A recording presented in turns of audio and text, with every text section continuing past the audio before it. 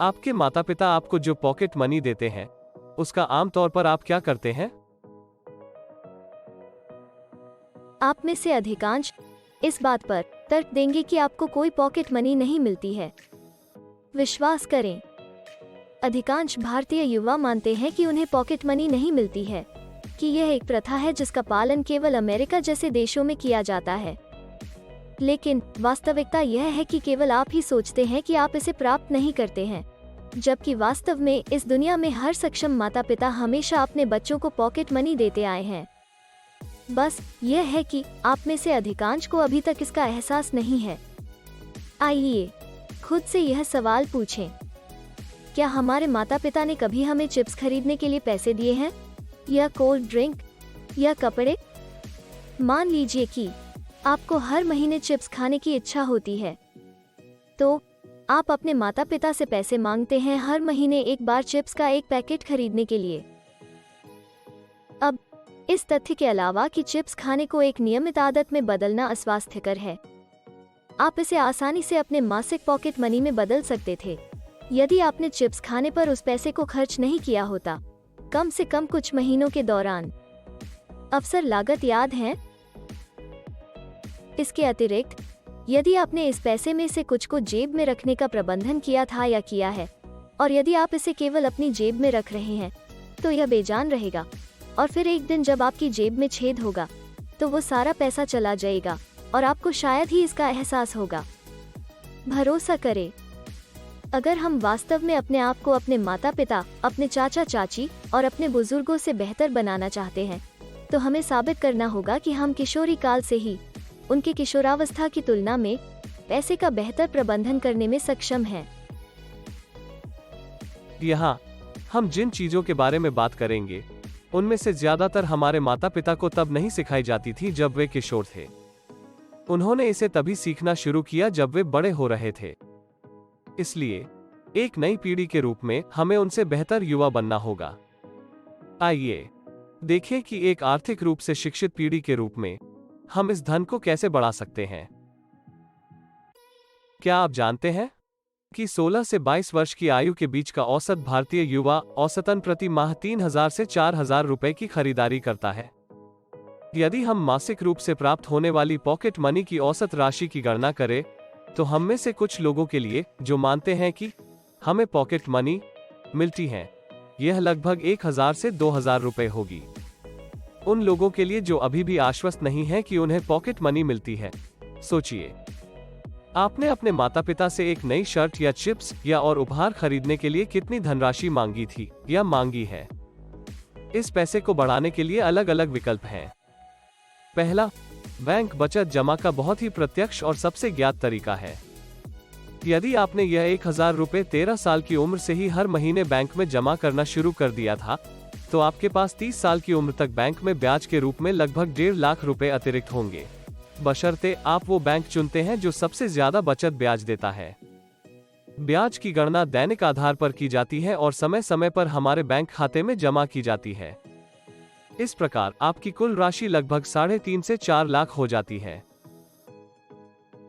वैकल्पिक रूप से आप एक सावधि जमा अर्थात फिक्स्ड डिपॉजिट या एफडी या आवर्ती जमा अर्थात रिकरिंग डिपॉजिट या आरडी भी शुरू कर सकते हैं, जिसमें आपका पैसा ब्लॉक रहता है और आप अपनी लॉक इन अवधि की परिपक्वता से पहले नहीं निकाल सकते हैं। यदि आपने 10 साल के लिए हर महीने 1,000 रुपए जमा किया और फिर इसे 7 और वर्षों के लिए सावधि जमा में निवेश किया, तो आपके पास लगभग बैंक में 2.5 लाख नकद होगा। आपको इन सभी विधियों के संयोजन का प्रयास करना चाहिए और उन परिदृश्यों की तुलना करनी चाहिए जिनमें आपको परिपक्वता के बाद सबसे अधिकतम धन प्राप्त होगा। दूसरा और कम ज्ञात विकल्प बाजार में अपना पैसा निवेश करना है। क्या आपको याद है कि हमने अपने पिछले पाठों में स्टॉक और बॉन्ड बाजारों के बारे में बात की थी? चलिए मैं आपसे यह सवाल पूछता हूं, क्या आप कड़ी मेहनत के लिए पुरस्कृत होना पसंद करते हैं, या क्या आपको लगता है कि किसी को इनाम की चिंता किए बिना कड़ी मेहनत करते रहना चाहिए?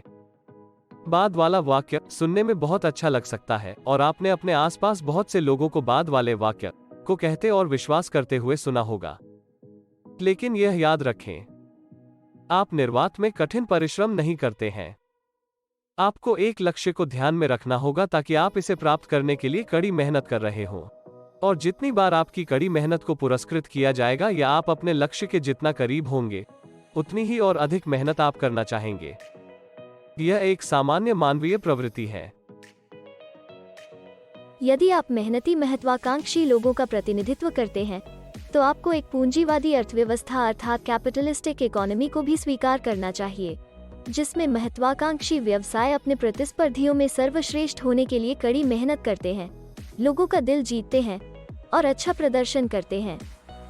महत्वाकांक्षी व्यवसायों और एक पूंजीवादी अर्थव्यवस्था का समर्थन करने के लिए व्यवसायों को धन की आवश्यकता होती है, और व्यवसाय के लिए धन जुटाने के लिए सबसे अच्छी जगह वो जनता है जिसकी सेवा व्यवसाय करता है। इसलिए शेयर बाजार मौजूद है। यह आपके लिए महत्वाकांक्षी, कड़ी मेहनत करने वाले और अच्छा प्रदर्शन करने वाले व्यवसायों को वित्तीय रूप से समर्थन देने का एक अवसर है, जिसमें आप विश्वास करते हैं। क्या पता एक दिन शायद आप भी एक व्यवसाय शुरू करें और इसे सार्वजनिक करें, और कोई और आपकी कंपनी में स्टॉक खरीदकर निवेश करें।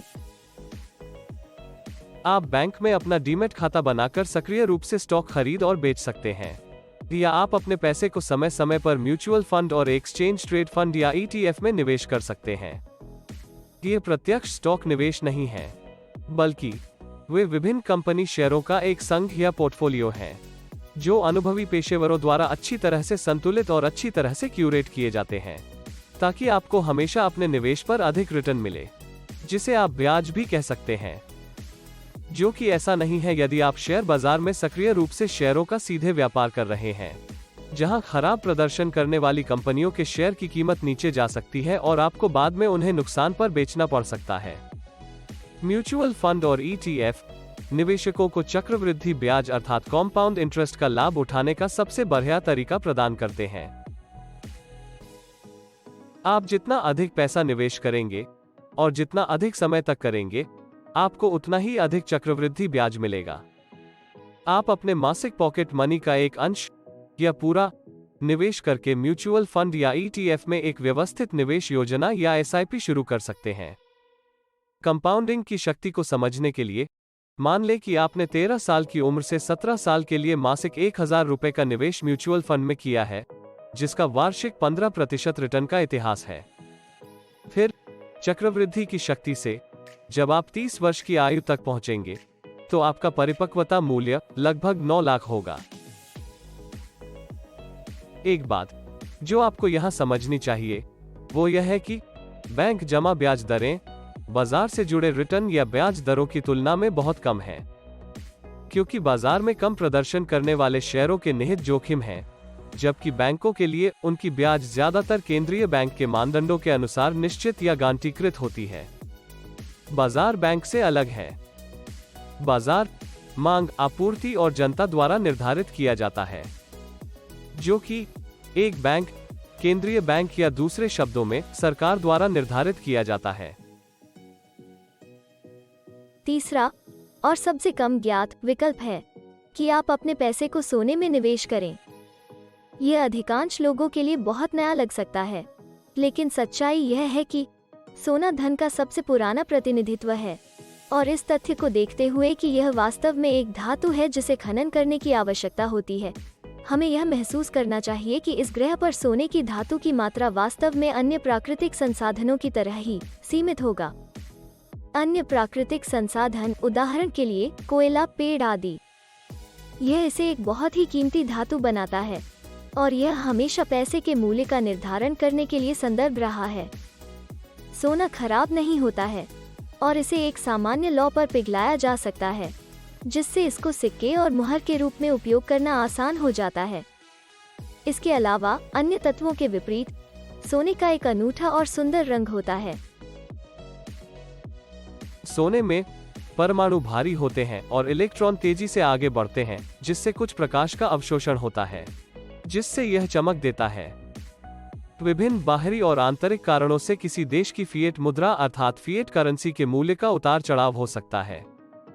इसके अलावा शेयर बाजार से आप जो स्टॉक खरीदते हैं वो तब दुर्घटनाग्रस्त हो सकता है जब ये स्टॉक जिन व्यवसायों का प्रतिनिधित्व करते हैं वे बहुत खराब प्रदर्शन कर रहे हों और यह भी जब अर्थव्यवस्था बहुत खराब प्रदर्शन कर रही हो।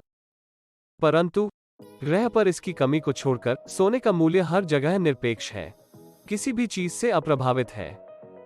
कृपया ध्यान दीजिए, यहां हम कीमत की नहीं, मूल्य की बात कर रहे हैं।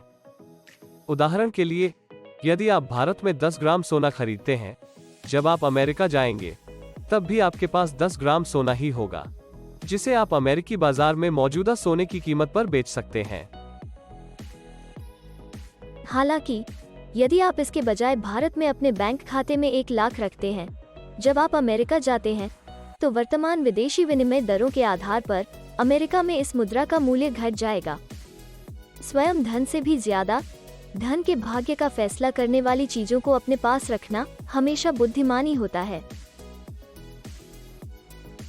अंत में सबसे अच्छी सलाह यह होगी कि चर्चा किए गए 3 विकल्पों में से प्रत्येक के माध्यम से अपने धन के कुछ अंश को बढ़ाएं।